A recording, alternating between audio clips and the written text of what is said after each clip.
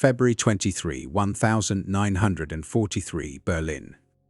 Inside a technical laboratory at Telefunken's headquarters, an engineer identified in records as Oberstabsingenieur Runge studied a small copper component recovered weeks earlier from an aircraft crash.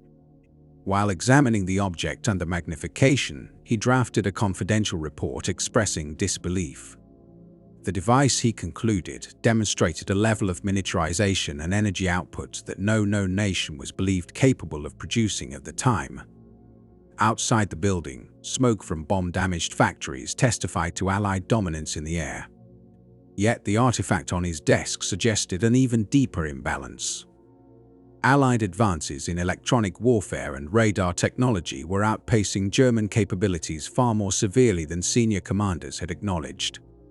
The component had been salvaged from a British short Stirling bomber shot down near Rotterdam on the night of February 2, 1943.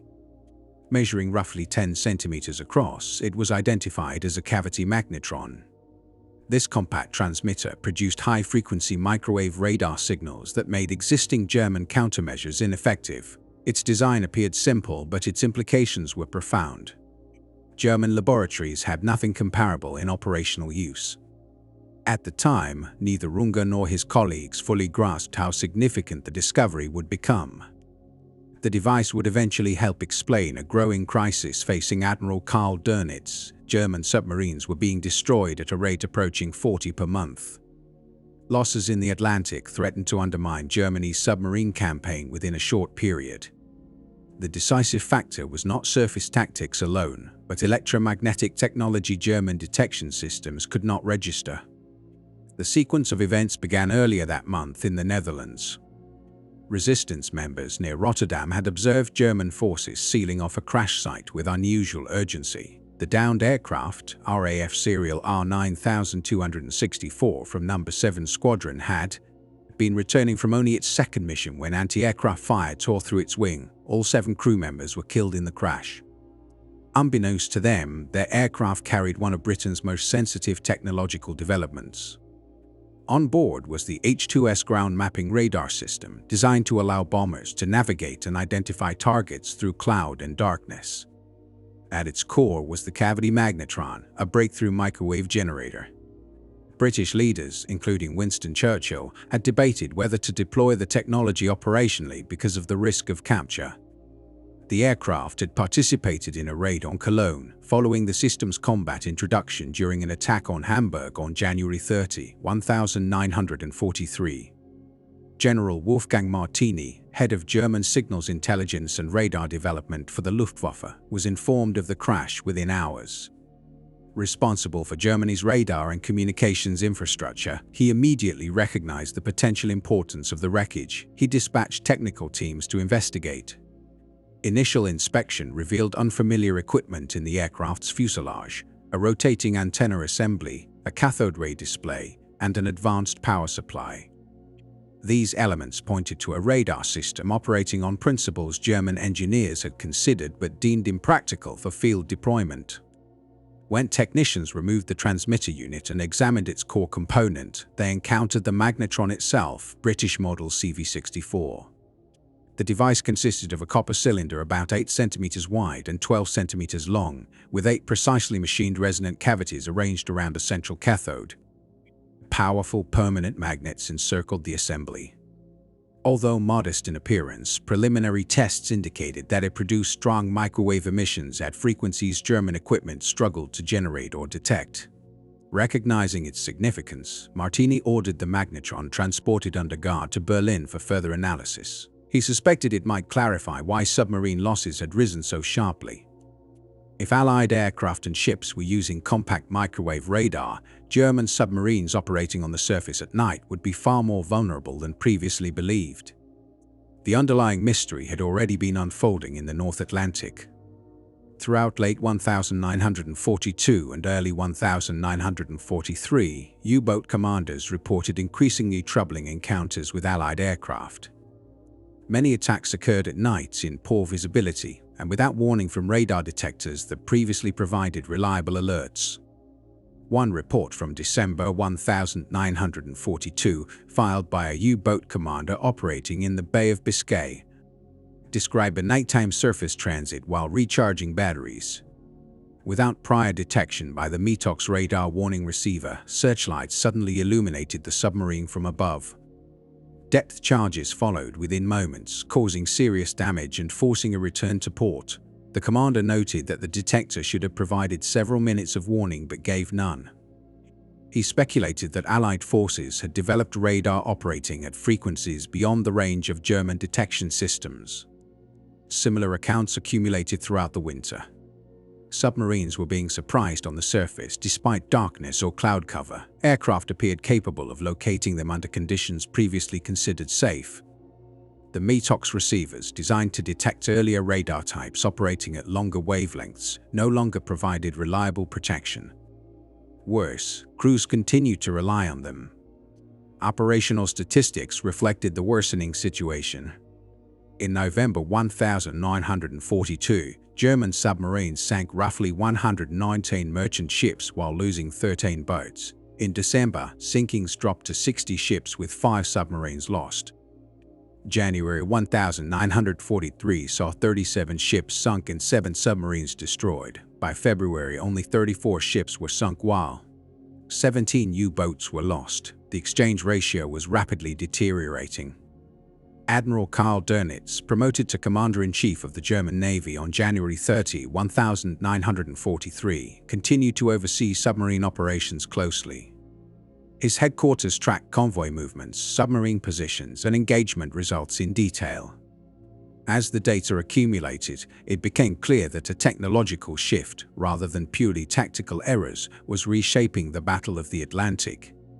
The captured magnetron from the Rotterdam crash offered the first concrete explanation. Allied forces had fielded compact microwave radar systems that German defenses were not prepared to counter. The data coming in from German naval reports began to defy established ideas about how submarine warfare should unfold. U-boats attempting to approach convoys at night were being intercepted before they could strike. Vessels moving through the Bay of Biscay under darkness were hit by air attacks with striking precision. Even submarines traveling submerged during daylight hours appeared to be located and attacked. Allied aircraft seemed capable of finding their targets in conditions where visual spotting should have been impossible: thick cloud, darkness, or heavy weather.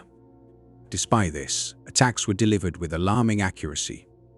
At U-boat headquarters, Corvetting Captain Karl-Heinz Hessler, who was also Karl Dönitz's son-in-law, began examining operational reports in detail. Over several weeks, he searched for an explanation behind the mounting losses. A pattern was evident. Between late 1942 and early 1943, Allied detection ability had improved sharply and suddenly. The speed of the change suggested a technological breakthrough rather than better training or tactics.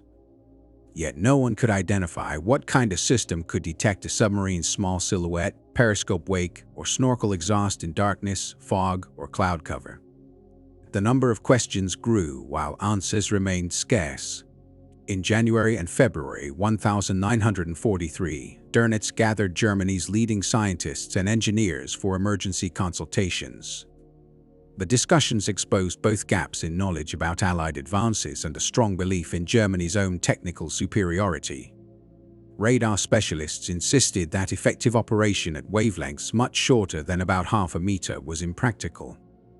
They argued that existing vacuum tube technology could not generate enough power at such high frequencies for military radar. German U-boats relied on Metox receivers to detect Allied radar transmissions around 1.5-meter wavelengths, providing early warning so crews could dive before aircraft closed in. But the system was clearly no longer working. Some theorized that the Allies might be experimenting with infrared sensors capable of detecting engine heat from diesel exhaust. Others proposed long-range acoustic methods, though this seemed unlikely. A few scientists mentioned the possibility of centimetric radar using advanced magnetron devices, but this idea was largely dismissed. German research had concluded that such systems were too costly and offered limited practical benefit. Many experts believed that Britain, under heavy bombing and industrial strain, could not possibly have produced radar more advanced than Germany's. That confidence would soon collapse. On 5 February 1943, A captured device recovered near Rotterdam arrived in Berlin, accompanied by photographs and reports from the crash site of an Allied aircraft.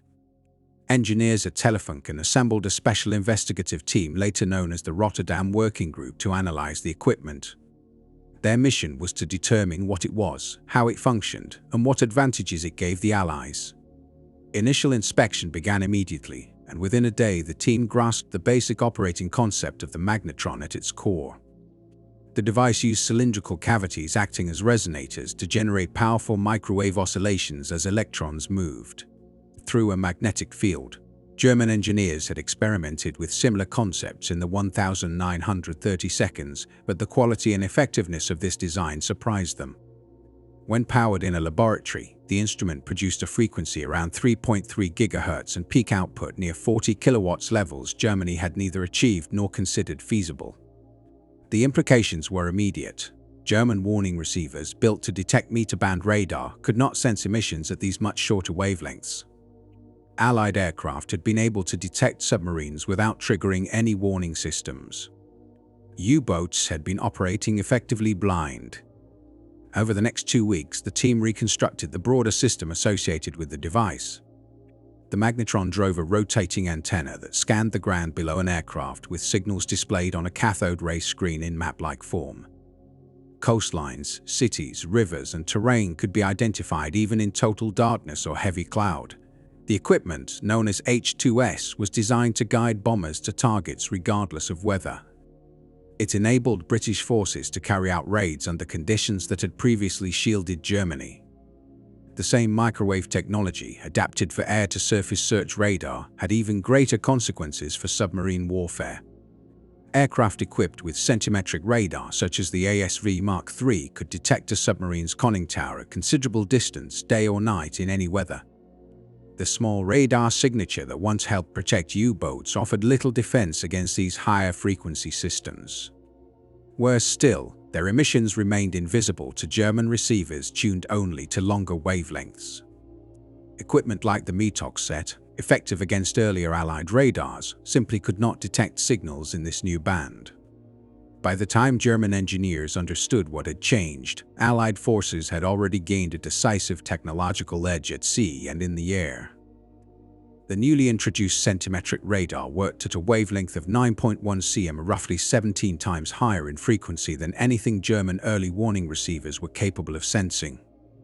As a result, U-boats were effectively operating without awareness of incoming threats. Their detection systems, still tuned to longer wavelengths, offered no protection against this new generation of Allied radar. The surprise was both total and highly destructive. On 23 February 1943, the Rotterdam Technical Group presented its analysis to senior figures from the German military and electronics industries. There is no surviving record proving that Reichsmarschall Hermann Göring or Admiral Dönitz personally attended, yet both were quickly informed of the conclusions. Engineers and representatives from the leading German firms Telefunken, Siemens, AEG, and Lorenz were present, alongside Luftwaffe communications officers and naval technical specialists. The gathering took place at Telefunken's headquarters under a noticeably grim atmosphere. The session opened with a blunt assessment that would later be preserved in official minutes and recovered after the war. The speaker stated plainly that Britain had achieved a major technological leap. The cavity magnetron, he explained, represented a step forward in microwave generation that placed German development at least 3 years behind. Even more troubling, it enabled radar systems that Germany currently had no way to detect or counter. Detailed specifications of the captured CV-64 magnetron were reviewed.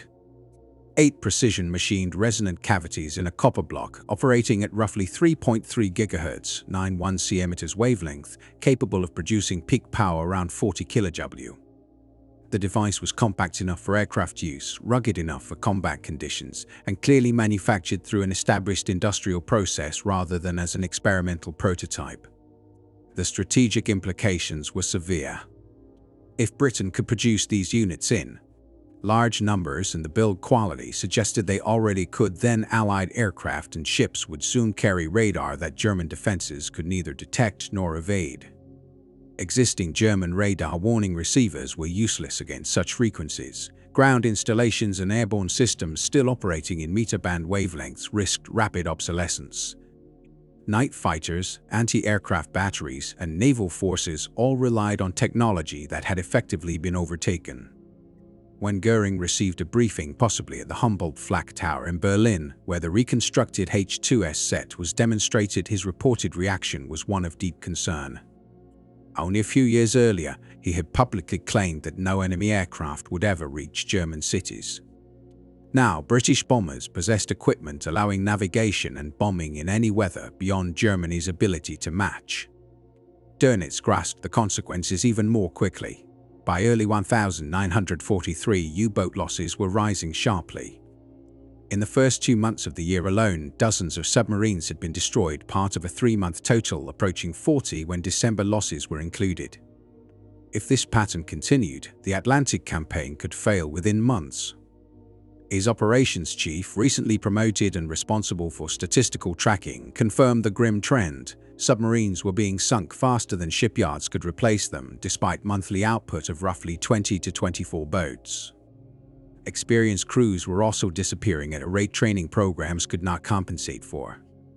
The Rotterdam conference produced several sobering conclusions later documented in classified reports. First, Germany could not manufacture cavity magnetrons in meaningful operational quantities before at least 1944. Precision machining of the cavities, suitable copper alloys, strong permanent magnets, especially those requiring cobalt, and specialized expertise were all in short supply. Even an emergency production effort would need many months to organize.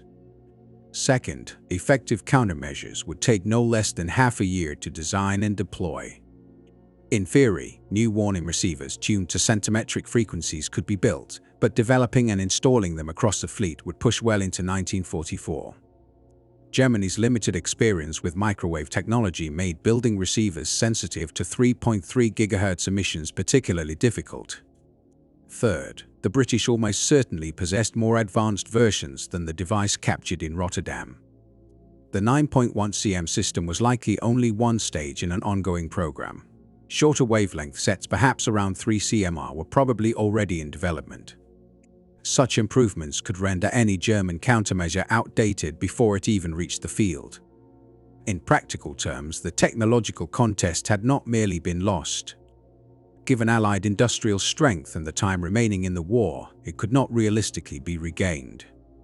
Dönitz absorbed these findings while monitoring detailed operational charts at his headquarters near Paris. Relocated there in 1942 after earlier bases were judged vulnerable. Maps covering the operations room walls showed the situation plainly. Red markers for U-boat positions had thinned across the North Atlantic. Blue markers representing Allied convoys moved through areas where wolfpacks once intercepted them.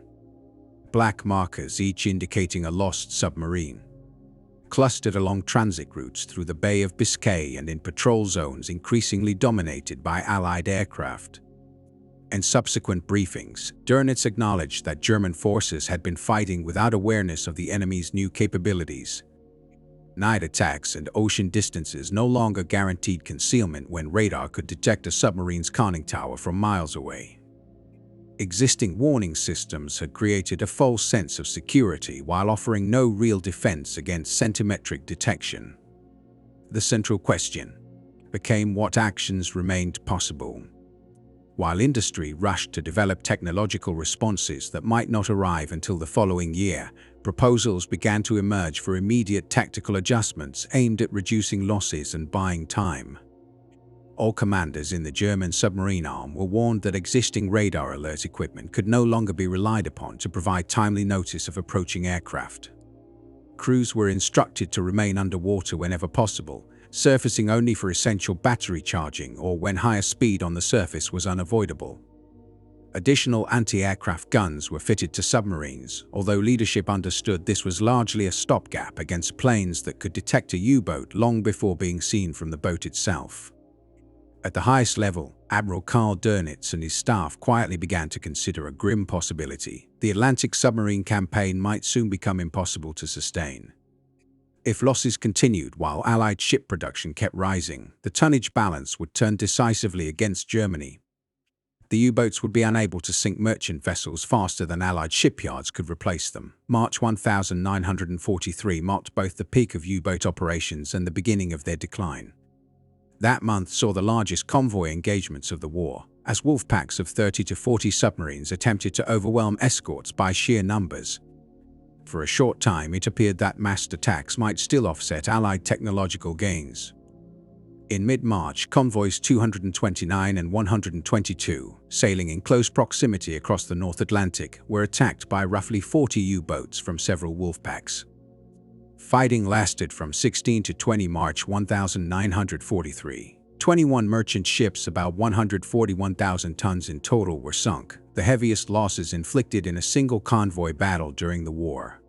A British naval assessment later admitted that Germany had come closer than ever to cutting Britain's Atlantic supply route, yet the cost to the U-boat arm was becoming too high. Although only one submarine, U-384, was definitively lost in the battle itself, the broader picture for March showed between 12 and 15 U-boats destroyed across the Atlantic. Even when tactical results favored Germany, the strategic equation was worsening. Allied shipbuilding, especially in the United States, was expanding rapidly. The Liberty ship program dramatically shortened construction times from more than 200 days in 1941 to roughly 6 weeks on average by 1944. Record-setting builds such as the SS Robert E. Peary, completed in just over 4 days in November 1942, were exceptional demonstrations rather than typical output. Still, American yards were launching about 3 Liberty ships every 2 days at peak capacity. A U-boat that might sink only a few thousand tons before being destroyed could not keep pace with such production. As long as new ships replaced losses faster than submarines could inflict them, apparent successes at sea masked an overall strategic defeat. To win the tonnage war, Germany needed an exchange ratio that was no longer achievable while also avoiding losses it could not replace. The real disaster unfolded in May 1943. Remembered by U-boat crews as Black May, Allied escorts and aircraft equipped with improved radar and detection systems, centimetric ASV radar, Mark III airborne sets, and Type 271 shipboard radar, inflicted severe damage on the submarine fleet. The convoy battle around Owens 5 in late April and early May proved a turning point. About 30 U-boats attacked a slow convoy of 43 merchant ships guarded by 16 escorts. German submarines sank roughly a dozen ships but lost 6 or 7 of their own, with several more badly damaged. For the first time in a major convoy action, submarine losses approached the number of ships sunk. The exchange rate had become untenable. Only weeks later, Convoy 130 showed how far the balance had shifted. Despite attacks by more than 24 U-boats, none of the 37-38 merchant vessels were sunk. German forces lost several submarines, including U-954. After this, no major convoy in 1943 would face comparable danger. Throughout May, U-boat losses mounted rapidly. One submarine after another was destroyed across the North Atlantic. U-209 on 4 May with all hands, U-447 and U-663 on the 5, U-465 and U-563 on the 6th, and further losses on the 11th, 12th, 15th, and 19th. Each sinking reduced the already strained operational fleet. The destruction of U-954 on 19 May 1943 carried particular personal significance for Admiral Dönitz. On board was his youngest son, serving as a watch officer. While attacking Convoy 130, the submarine was detected by British escorts HMS Jed and HMS Sennen.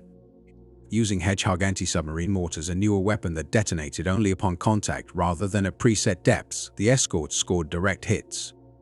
U-954 sank with all 47 crew members at coordinates 54°54'N, 34°19'W. The Admiral received the news by secure signal. Despite the personal blow, he continued operations, believing his duty lay with the thousands of submariners still under his command. By 22 May 1943, between 41 and 43 U-boats had been lost during the month, about a quarter of the operational force. Casualties exceeded any previous period. Experienced commanders were dying faster than replacements could be trained. Newly commissioned boats were being sunk on their first patrols. Many young officers who might have led the fleet in later years were being lost in their early 20s. On 24 May 1943, Dönitz convened his staff for an emergency meeting. The operational charts showed an unprecedented crisis, roughly 25% of the fleet gone within 3 weeks, and loss rates that Germany could not sustain. That day, submarine operations in the North Atlantic were to be suspended immediately. Allied detection technology and air coverage had become too powerful. The decision effectively acknowledged that Germany had lost the Battle of the Atlantic. By mid-1943, German Naval Command issued a decisive order. All submarines operating in the North Atlantic were to pull back and relocate to areas southwest of the Azores. Boats en route to combat zones were instructed to divert to bases along the Bay of Biscay. Future operations would be postponed until improved detection systems and stronger anti-air defenses could be developed. This was not framed as surrender, but as an acknowledgement that conditions had fundamentally changed. The statistical shift that followed was immediate and striking. After months in which Allied shipping losses had threatened to cripple supply routes, sinkings dropped sharply. Only 17 merchant vessels were destroyed in June 1943, and just 9 the following month. The transatlantic lifeline, once at serious risk, stabilized. Massive convoy formations began gathering in American harbors, preparing to support the future invasion of Europe. Technological advances, especially in radar, air patrols, and escort coordination, had neutralized what had been Germany's most effective naval weapon. For submarine crews, however, the remainder of the war remained deadly. Roughly 40,000 men served in the German U-boat arm during the conflict, and about 3/4 of them would not survive. Many perished when their vessels were crushed under depth charge attacks. Others suffocated as oxygen systems failed during prolonged submersion. Fires ignited by damaged fuel tanks claimed additional lives, while exposure to freezing northern waters or extreme tropical heat killed others trapped below the surface. By late in the war, crews often understood that their equipment lagged behind Allied technology and that their missions had little chance of altering the strategic outcome. Still, they continued to operate, partly from duty and partly from the belief that tying down Allied naval and air forces might delay defeat elsewhere. Interrogations of captured submariners in 1943 revealed a notable shift in morale. Allied intelligence personnel initially found it puzzling that prisoners who had once been confident in German victory now spoke with resignation. Over time, they realized the cause. These men had not been beaten in traditional combat so much as overtaken by scientific and technological advances they could neither detect nor counter. Radar and improved tracking systems had turned the Atlantic into a hostile environment where submarines were constantly exposed. One prominent commander, Captain Lieutenant Werner Henke of U-515, achieved notable successes early on, sinking several merchant ships and receiving high decorations. His career ended on April 9, 1944, when U-515 was destroyed by a USS task group built around the escort carrier USS Guadalcanal and supporting destroyer escorts. Around 40 crew members, including Henke, were taken prisoner. While held at a secret interrogation center in Virginia known as Fort Hunt, POX 1142, Henke provided extensive testimony that remained classified for decades. When those records were eventually released, they revealed how deeply technological inferiority had affected German crews. Henke reportedly told interrogators that by mid-1943 many submariners realized the war could no longer be won, not because of a lack of bravery, but because Allied innovations steadily eliminated their advantages. Radar detectors that once provided warnings became ineffective against newer systems. Crews even gave one obsolete detector a grim nickname, implying it served only as a signal of impending death when aircraft appeared without warning. Later devices capable of detecting newer radar frequencies arrived too late and offered only limited help, often alerting crews when enemy aircraft were already within striking distance. Henke's captivity ended dramatically. after being accused incorrectly of involvement in a wartime incident involving survivors of a passenger liner. He feared extradition and trial. On June 15, 1944, he attempted to escape from the Fort Hunt compound by scaling the perimeter fence. Guards shot him during the attempt, making him the only prisoner there to try to flee during the war. Other officers survived and later described similar experiences. Herbert A. Werner, who served on several submarines and endured multiple sinkings, published a memoir after the war that became one of the best-known German accounts of the U-boat campaign. He wrote that after spring 1943, patrols increasingly resembled endurance tests rather than offensive missions. Crews spent long periods submerged to avoid radar-equipped aircraft, breathing stale air and conserving batteries. The ocean itself seemed to betray them, concealing Allied forces while exposing their own movements. Peter Erich Kremer, another commander who survived the conflict, offered comparable recollections. During a patrol off the African coast in 1943, his submarine repeatedly dived to evade aircraft detected by radar warning equipment. Each time the boat surfaced to recharge batteries or take in air, aircraft reappeared and forced it back down. After hours of this cycle, the crew faced a grim choice: surface and risk attack or remain submerged and risk suffocation. When they finally surfaced, an aircraft was already in position. Only desperate anti-aircraft fire and a rapid dive saved them. The patrol ended without a single torpedo fired, illustrating how thoroughly Allied surveillance dominated the seas. German engineers continued working on countermeasures through 1943 and 1944. Efforts included copying British magnetron technology used in advanced radar. Some experimental units were produced, but shortages of critical materials, such as cobalt for magnets, severely limited output. Attempts to develop domestic versions progressed slowly and reached production only in small numbers by 1944, far too late to change the course of the war. By comparison, Allied factories produced such equipment on a massive scale, numbering in the tens of thousands. Radar warning systems capable of detecting newer frequencies were also introduced, including models deployed on aircraft and submarines in late 1943. Even when these devices functioned properly, they provided only limited protection against an enemy that had already achieved overwhelming technological superiority. By that stage, the Battle of the Atlantic had effectively been decided, and the German submarine force, once dominant, had been overtaken by advances in science, industry, and coordinated warfare.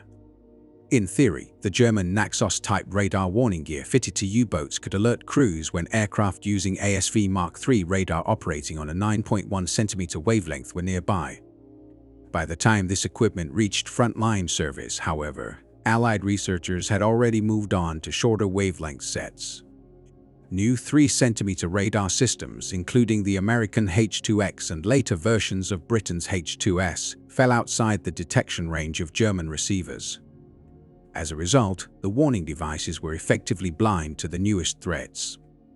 German countermeasures often lagged behind Allied innovations. Engineers worked to defeat systems that were already being replaced, leaving their responses outdated before they were widely deployed. One notable intelligence windfall for Britain came when a German night fighter carrying such warning gear landed at an RAF base by mistake. Contrary to some accounts, this did not occur in late 1943. On 13 July 1944, a Ju-88G-1 night fighter touched down at RAF Woodbridge after its crew lost their bearings and assumed they were approaching a German field.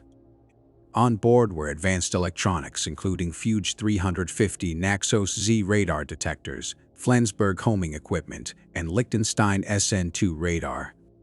British specialists quickly inspected the aircraft and its systems, gaining a clear view of German electronic defenses. Their findings showed that the technology functioned as intended but was fundamentally reactive. It warned crews about radar emissions yet offered no offensive advantage. Most importantly, it could only pick up earlier 9.1 cm transmissions, not the newer 3 cm radars already spreading through Allied air forces. Facing mounting losses, the German Navy also tried tactical adjustments. Some U-boats received heavier anti-aircraft armament, and a number were converted into so-called flak boats carrying multiple 20mm guns and additional defenses. The idea was simple. If aircraft equipped with radar could detect submarines on the surface, then boats might stay up and fight rather than dive. In practice, this approach proved disastrous. Allied aircraft could locate submarines at distances far beyond the reach of onboard guns, then attack from advantageous directions, often out of the sun or through cloud cover, leaving crews only seconds to respond. Aircraft also held the initiative in speed and positioning, while a surfaced submarine remained largely stationary.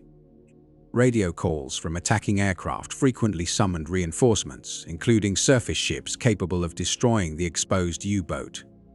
The flak boat concept ultimately resulted in more submarine losses than aircraft destroyed, highlighting the limits of tactical improvisation against superior technology. Germany introduced another measure in September 1943. Acoustic homing torpedoes, codenamed Zaunkönig and designated G-Ebenezer or T5. Early deliveries began in August with large-scale deployment against convoys such as ONS-18 later that autumn. These torpedoes tracked the sound of escort vessels' propellers, theoretically allowing U-boats to eliminate convoy escorts before striking merchant ships.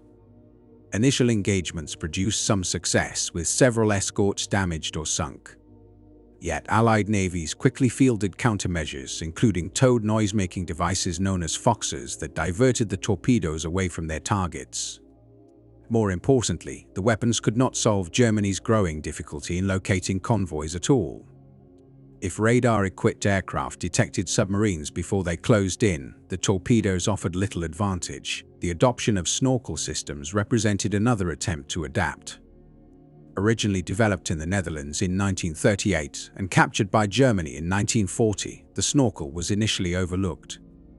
By mid-1943, German engineers began testing it on U-58, and operational use started in early 1944. The device allowed diesel engines to run while the submarine remained at periscope depth, enabling battery charging and longer underwater travel without surfacing. This reduced exposure to radar-equipped aircraft, though it introduced new challenges. The snorkel mask could create a detectable wake, especially in calm seas, and it limited underwater speed to only a few knots. In rough conditions, waves covering the snorkel head triggered automatic valves that temporarily cut off airflow, causing uncomfortable and sometimes hazardous pressure changes inside the hull. By the middle of 1944, roughly half of the U-boats operating from French bases carried snorkels. Survival prospects improved somewhat, but the overall strategic situation did not change. The submarines could avoid some attacks, yet they could no longer sink enough shipping to disrupt Allied supply lines. By then, the Atlantic campaign had effectively been decided. Germany's most ambitious response came in the form of the Type XX Tune electroboat. This revolutionary submarine design featured a streamlined hull optimized for submerged performance, triple the battery capacity of earlier boats, and an underwater speed of about 17 knots, far faster than the roughly 7-knot submerged speed of the standard Type 7. It carried 6 bow torpedo tubes with rapid hydraulic reload systems, enabling up to 18 torpedoes to be launched in less than 20 minutes, and it included improved sonar. In theory, the Type XXP could outrun many escorts underwater and remain submerged for extended periods. Had it entered service in large numbers by 1943, it might have prolonged the Atlantic struggle. Instead, rushed wartime production led to serious defects. Although 118 were built, only a handful were fully operational before Germany's surrender. Just 2 undertook combat patrols in April and May 1945 and achieved no sinkings. The final patrol of the war illustrated both the promise and the futility of these efforts. U-2511, one of the first Type XX speedboats to become operational, departed on 30 April 1945 under the command of Korvettenkapitän Adalbert Schnee, an experienced and successful U-boat commander. During its patrol, the submarine demonstrated the new design's remarkable stealth and speed.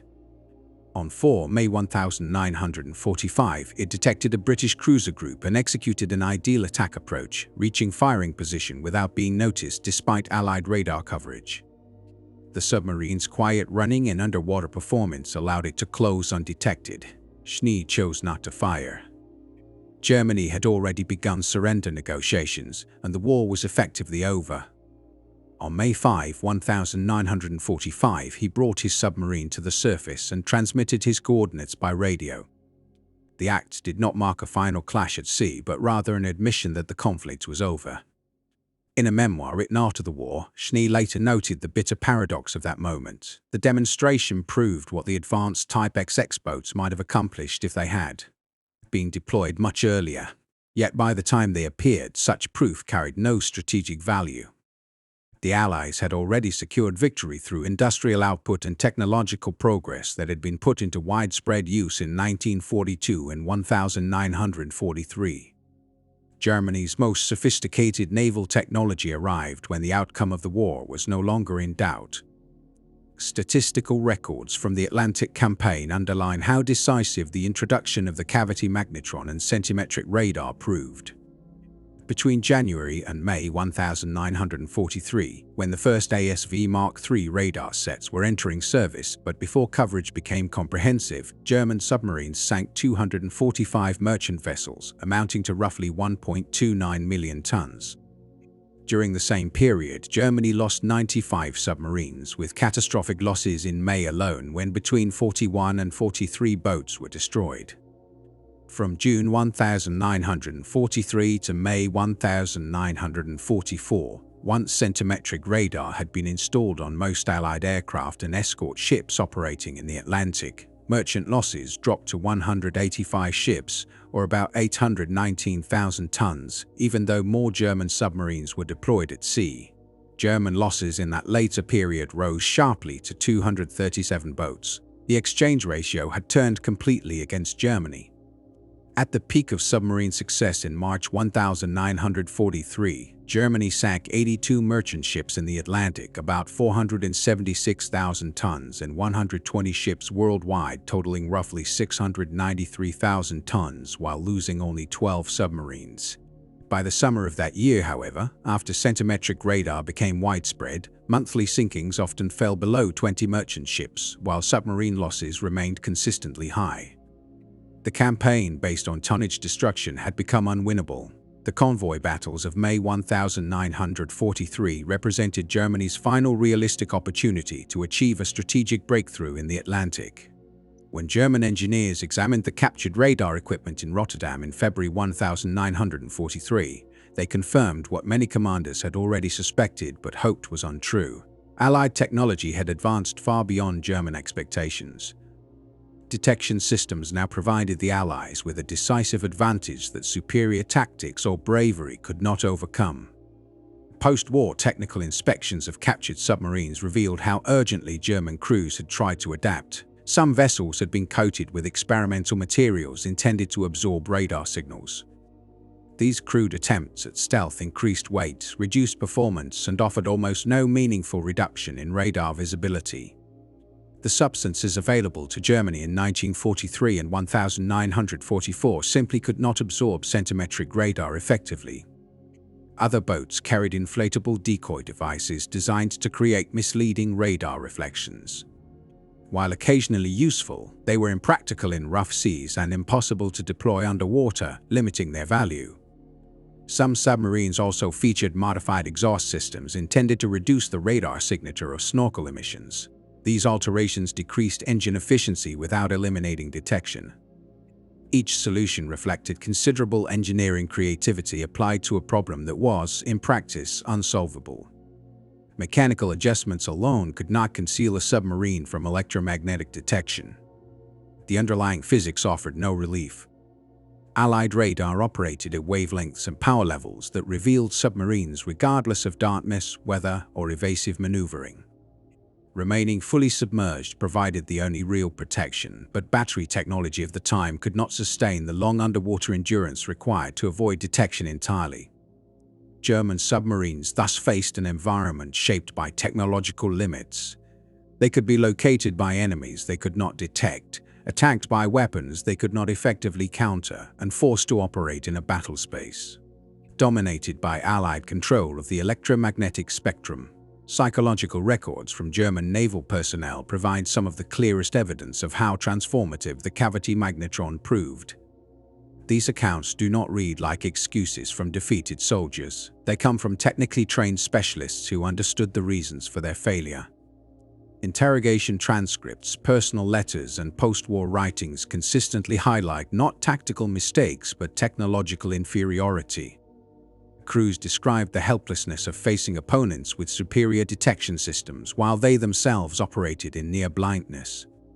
Many spoke of a growing sense of inevitability. Once detection occurred, survival depended more on chance than skill.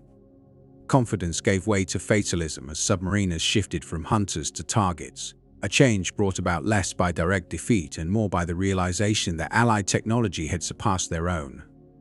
When naval officer Wilhelm Runge studied the captured Rotterdam radar device in early 1943, the implications were unmistakable.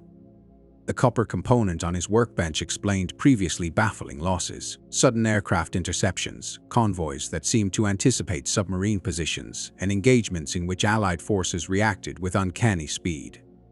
The discovery made clear that Germany had been waging the Atlantic campaign without awareness of the electromagnetic dimension that the Allies had mastered.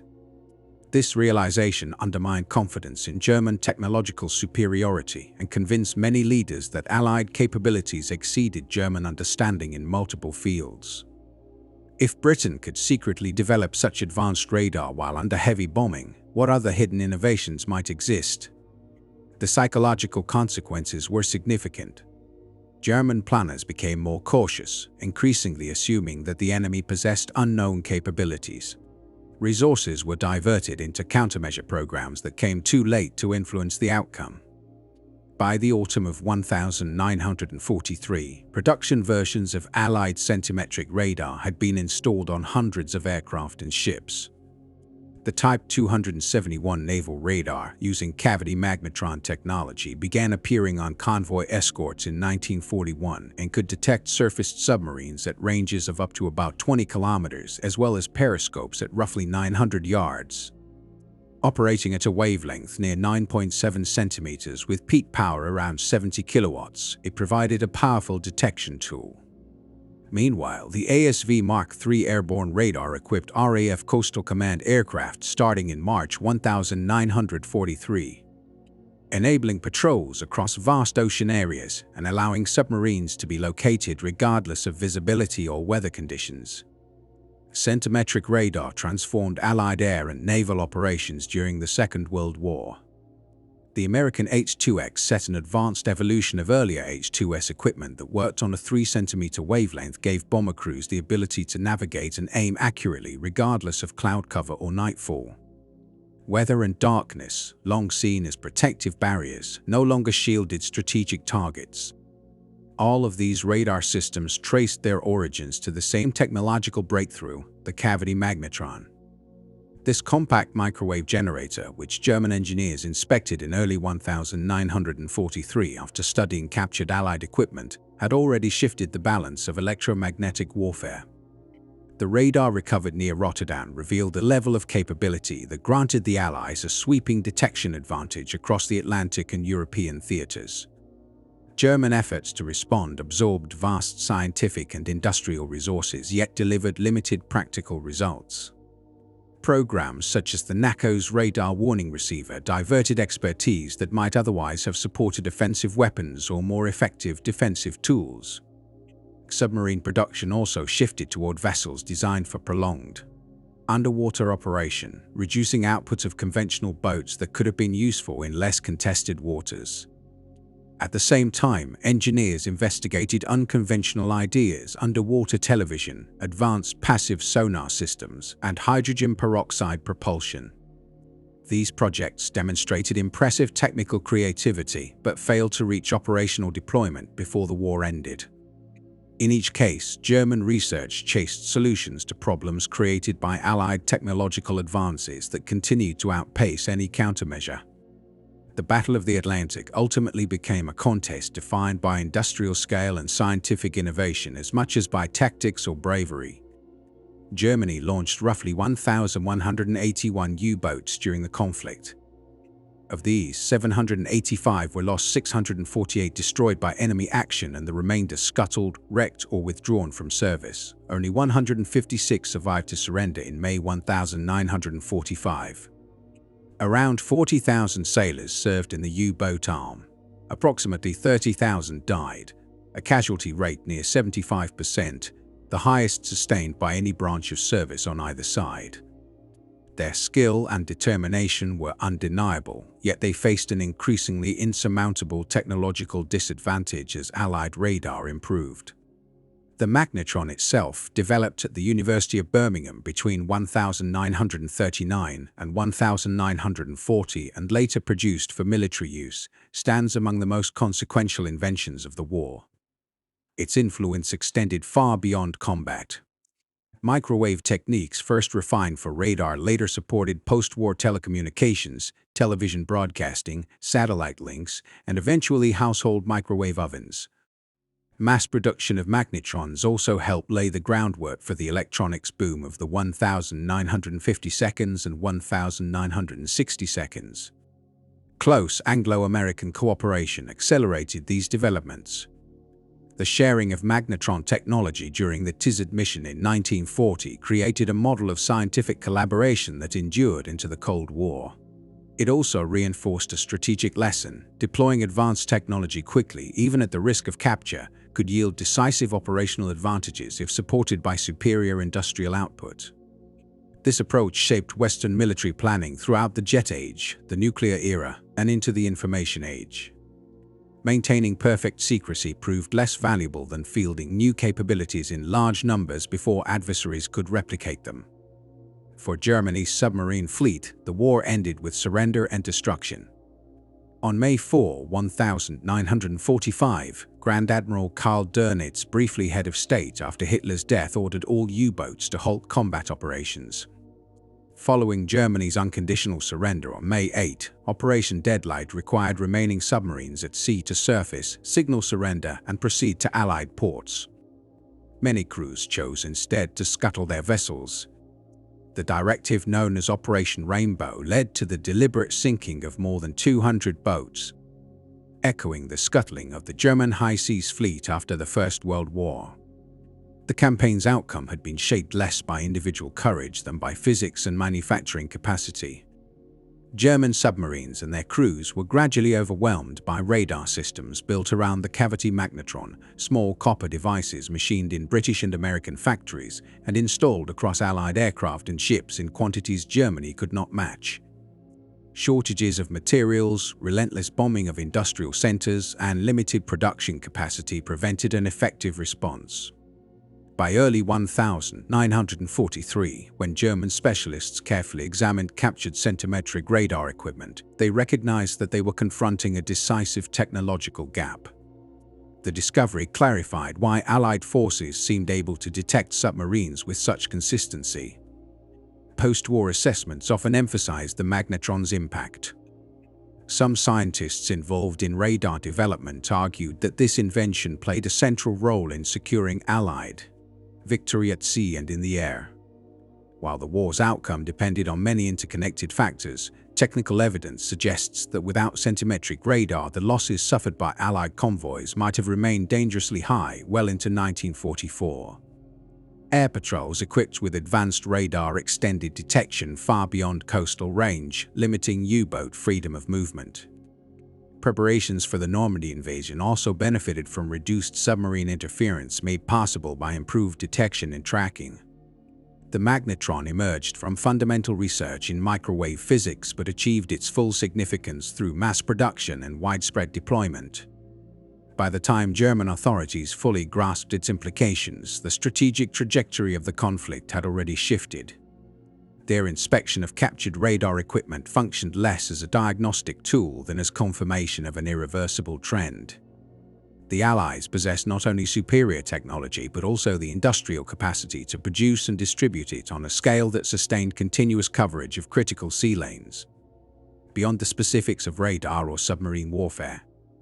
This episode illustrates the decisive role of advanced technology when combined with industrial strength. It also highlights the psychological impact of confronting an opponent with capabilities that cannot be matched. For German naval commanders and scientists, the captured radar set demonstrated that their forces were operating at a fundamental disadvantage. The physics behind centimetric radar could not be argued away, and the production gap could not be closed in time. In the end, a relatively small copper component carefully engineered with resonant cavities around a central cathode contributed to a transformation in warfare. By revealing objects once hidden by darkness or weather, it altered the operational environment across the Atlantic. Those who studied the device within Germany's wartime research establishment understood its implications clearly. Even as they continued to fight, they recognized that technology and industrial capacity had already tipped the balance.